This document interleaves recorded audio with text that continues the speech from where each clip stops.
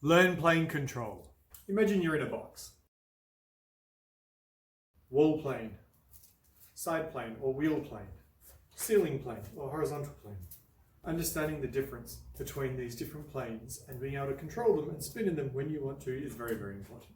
Think about your arm position.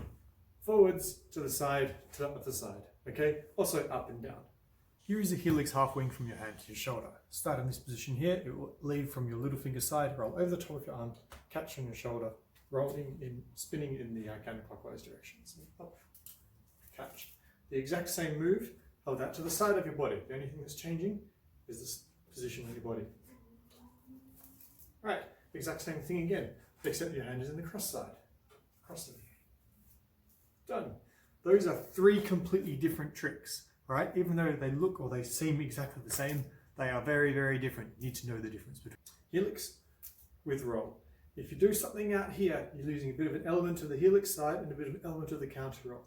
If you want to have really good control and understand what you're doing, you practice the helix one by itself, and then you practice the with roll one by itself. If you practice that one and get it, and then this one, the counter roll half wing and get it, you'll then be able to do anything in the middle, okay? So you'll be able to put the stuff here or here or here or here, and you'll be able to do that half wing from your hand to your shoulder in that spinning direction anytime you want. Now, if you add in the counter roll side, so add in the counter roll side here, roll in to your shoulder. Once you add in that side, and you can do this one successfully every time, suddenly your range goes from here to here, and you can do anything in this one. So then you have this full arc where you can spin the stuff from your hand to your shoulder, and you'll be able to get it every single time, no matter where the staff is.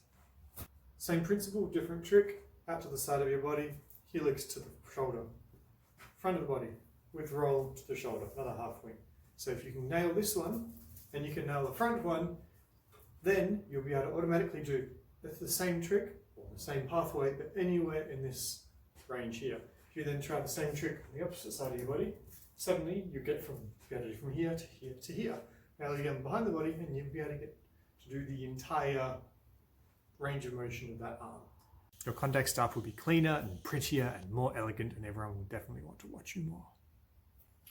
Once you get good plane control, you'll understand that this is not a devil's roll. That is